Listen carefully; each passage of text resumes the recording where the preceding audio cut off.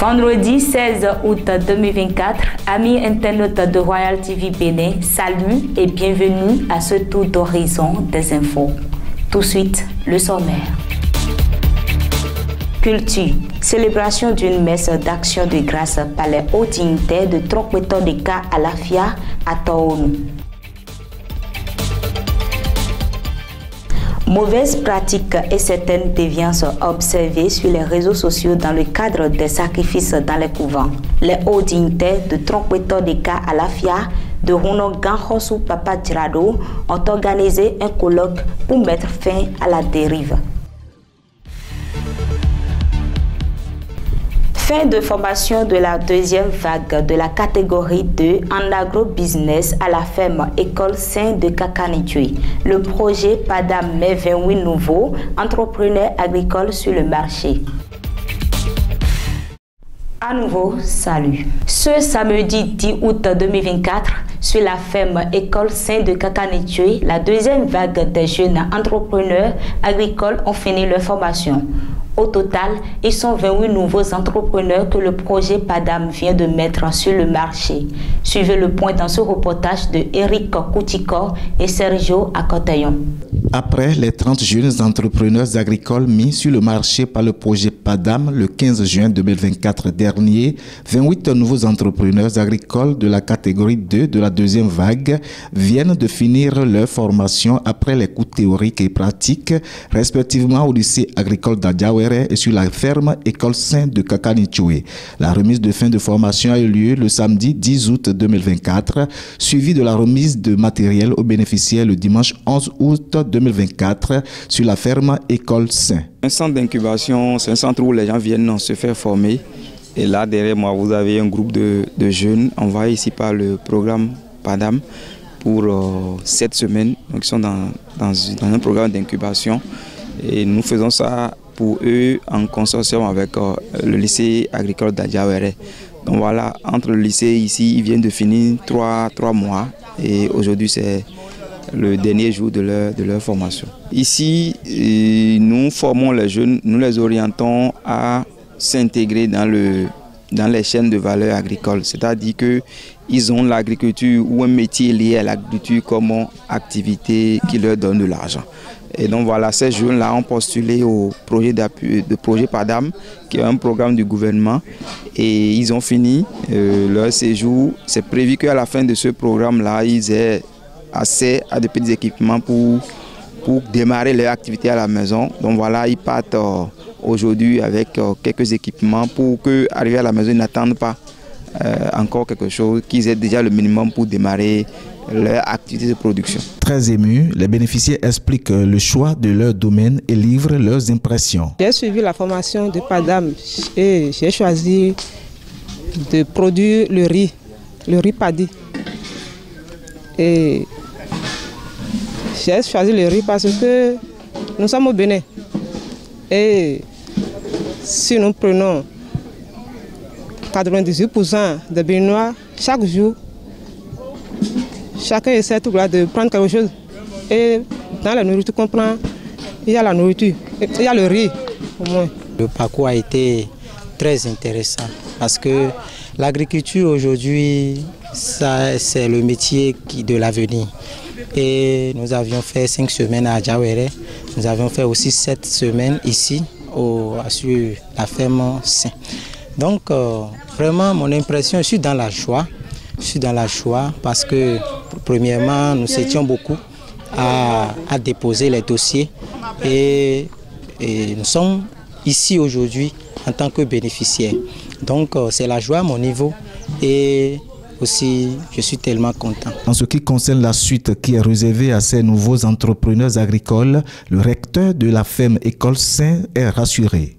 Bien sûr, c'est des jeunes très engagés. Ils ont postulé à ce projet il y a déjà quelques années et ce n'est que maintenant qu'on les appelle pour la formation. Ils ont acquis des choses et ils se sont montrés engagés. Vous allez voir par exemple, ils ne sont pas payés, mais ils restent sur place pour apprendre. Et ils sont très engagés, ils ont montré beaucoup d'attention à tout ce qu'on leur procure ici comme connaissance. Donc on a conscience que voilà, ils ont besoin d'être accompagnés et qu'après ici, il faut aller les voir, leur apporter un appui pour qu'ils puissent vraiment mettre en valeur tout ce qu'ils ont appris. Occasion pour lui de lancer des appels aux autres jeunes qui se demandent encore quoi faire. C'est un exemple. Ces jeunes constituent un noyau. Le projet PADAM voudrait faire les choses autrement, montrer que c'est possible pour les jeunes de travailler sur des filières qu'on connaît là, maïs, riz, manioc, et de se faire de l'argent. Donc ils ont été formés pour vraiment créer de la richesse à partir de ces filières-là. Donc l'appel, c'est que d'autres jeunes qui ont envie, qui se demandent qu'est-ce qu'on va faire, ils peuvent s'orienter et vraiment ils ne vont pas être déçus. Il faut donc préciser que le projet PADAM opte pour le développement du secteur agricole, histoire de réduire le chômage au Bénin.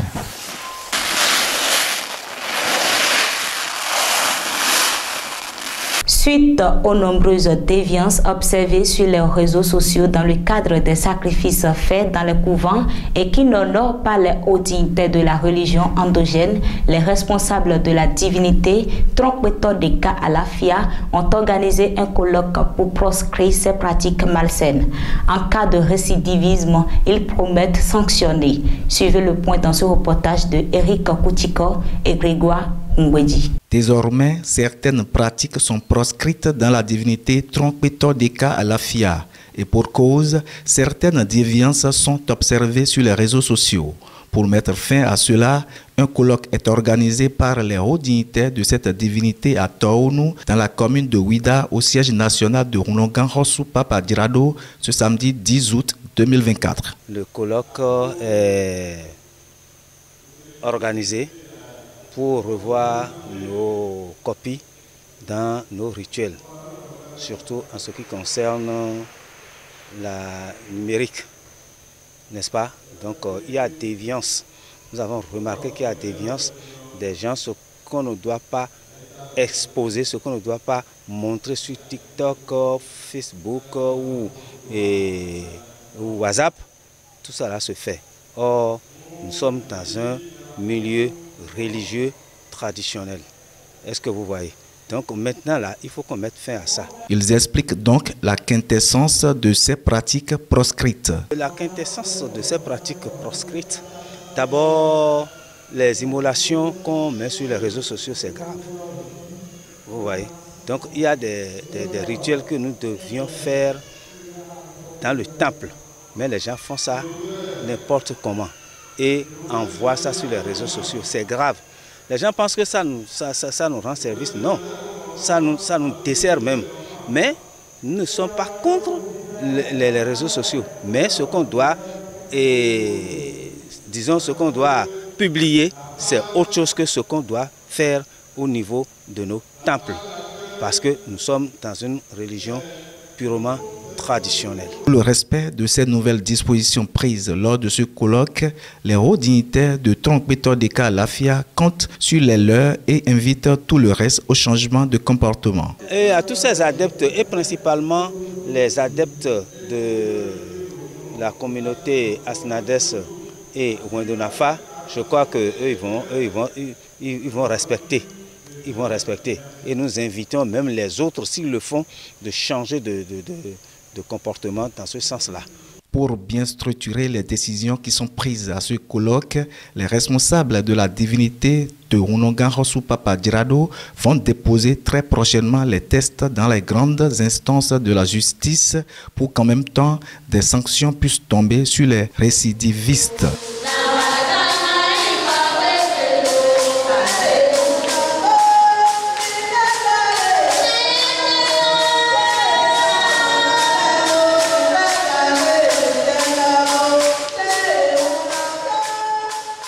Toujours à Taonu, ce dimanche 12 août 2024, une messe d'action de grâce était organisée par les adeptes de la divinité Tronkpetondeka Alafia.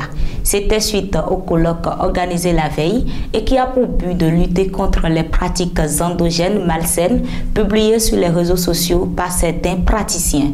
Suivez le reportage. Suite à un colloque organisé par les initiés de la divinité Tronkpeto Deka ce samedi 11 août 2024, une messe d'action de grâce est faite pour couvrir l'événement le dimanche 12 août 2024 dans le temple du culte Wendonafa Tronkpeto Deka de Tounu dans la commune de Ouida. Réunissant des initiés, ce colloque est organisé dans le but de discuter des pratiques endogènes malsaines publiées sur les réseaux sociaux par certains praticiens. Dans un monde où les traditions ancestrales sont souvent déformées ou caricaturées, cet événement vise à sensibiliser le public sur l'importance de préserver l'authenticité des pratiques culturelles.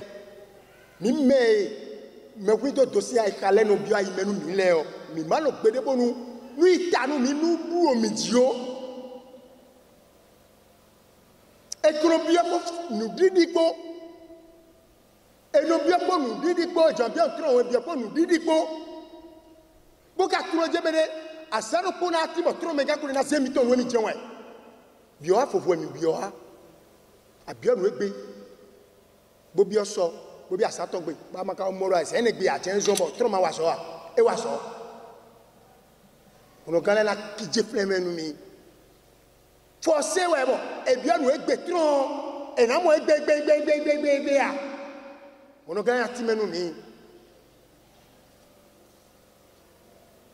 nous et ka bien trop mais bo so photo et ka ke na nous kudi do mais et na mahamene begbe et là nous debu e mina bio mi te do wati jameo mi no bio nous photo mais de là d'abord ou vraiment non de voiture pour nous flipper nous c'est grave mais de là d'abord je m'attends ça mais ouais nous et nous bisimo besu mo no c'est pas bon nous t'aidons hier et nous mais nous mettons nous faway. Les intervenants ont souligné l'impact des réseaux sociaux dans la diffusion d'informations parfois erronées sur les divinités. Ils ont exprimé leurs préoccupations face à la banalisation et à la commercialisation de cette spiritualité qui est réduite à des stéréotypes. Aujourd'hui, nous voyons que affaire de l'Internet, c'est une bonne chose, mais nous utilisons très mal TikTok, WhatsApp, Facebook, tout, nous utilisons très mal. Et il y a les côtés culturels de Vaudou qui ne seront pas publiés et nous publions tous. Il y a les intimités que nous publions, ce n'est pas trop bon pour tout le monde. Donc on a parlé de ça, on a fait une grande réunion hier nuit et aujourd'hui on a fait une conclusion et c'est la grande messe d'action de grâce, de paix, de succès que nous sommes en train de faire aujourd'hui sur le terrain. Des doléances et suggestions sont faites à l'endroit du gouvernement pour cette lutte sur toute l'étendue du territoire national. C'est le moment de continuer les lobbying, les négociations, les plaidoiries pour que dans les lois sur le numérique, on intègre nos parties sensibles, on nous permet de porter plainte contre toute personne qui, d'une manière ou d'une autre, expose une intimité d'une divinité, que ça soit endogène, importé et tout, cité devant la loi, soit condamné, payer des amendes. C'est dans cette optique que nous avons travaillé hier et ça va nous permettre de commencer par arrêter le développement de cette pratique malsaine. Nous attendons que les fidèles, pratiquement les jeunes, n'ont qu'à faire beaucoup attention et ils n'ont qu'à bien utiliser leur téléphone, Internet pour pouvoir bien faire la promotion de Vaudou et non pour détruire Vaudou. Parce que le fait de montrer ce qui n'est pas nécessaire, ça fait détruire, ça diminue la valeur de Vaudou. Or, le Vaudou est une grande chose, c'est la vie et on doit protéger notre intimité. Les initiés de la divinité Tronkpeto Deka appellent à une prise de conscience collective pour protéger leur héritage culturel.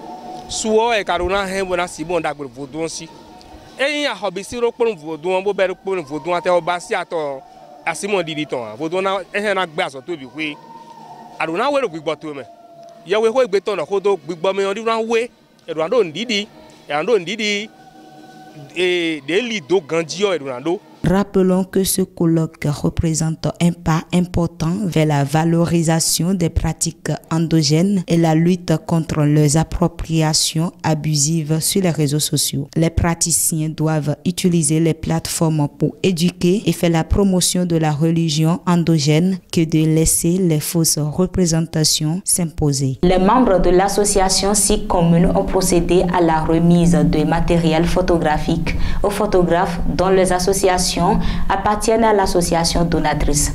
La cérémonie de remise de ces matériels a eu lieu le vendredi 9 août 2024 au collège d'enseignement général 1 d'Akpro-Miserete.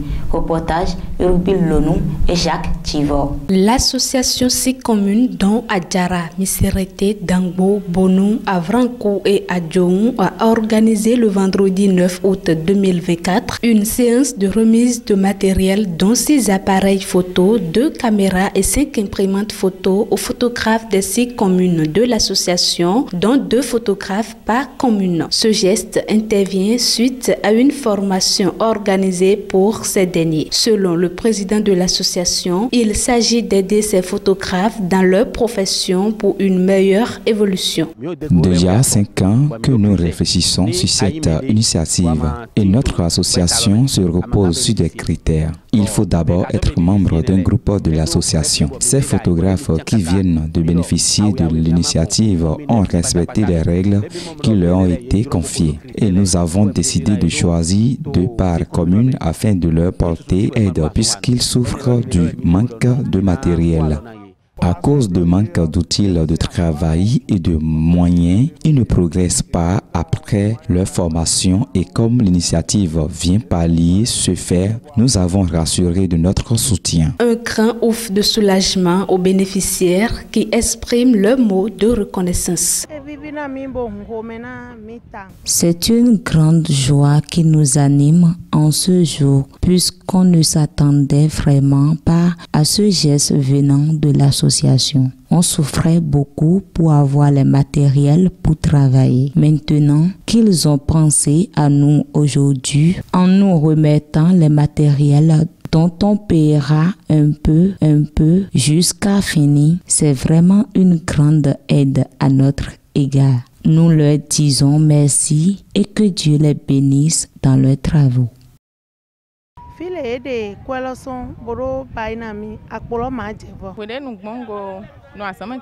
C'est pour une première fois que je bénéficie de ce geste depuis que j'ai commencé mon apprentissage jusqu'à finir. Que Dieu les rende au centuple.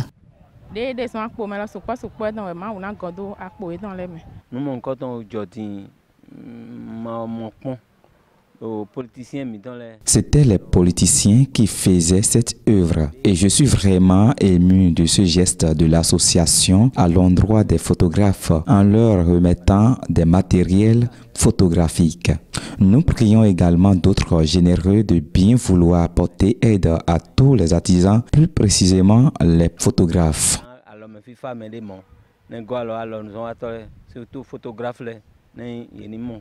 Pour encourager l'association dans son initiative, les bénéficiaires sont invités à faire tous preuve de bon usage. Premièrement, qu'ils s'occupent bien des matériels. Deuxièmement, qu'ils se concentrent sur le travail. Et troisièmement, qu'ils respectent les règles des groupes auxquels ils appartiennent dans l'association. Et je pense que le reste sera facile. Qu'ils prennent bien soin des matériels comme ils prennent soin de leurs enfants. Dieu va les bénir dans leur profession, mais s'ils prêtent attention aux règles, ça serait bien. La séance de remise des matériels aux photographes a eu lieu au collège d'enseignement général 1 d'Akpro-Miserete. Parfois, on n'a pas besoin de longs discours. On a juste besoin de preuves qu'on tient un peu à nous. Une petite attention, une petite pensée, un petit mot. 3 petits riens qui font du bien. C'est sur cette citation que se referme ce journal. Merci de nous avoir suivis. N'oubliez pas de rester informés et engagés. Rendez-vous le lundi pour une nouvelle édition avec Eric Koutiko. Prenez soin de vous et passez un bon week-end.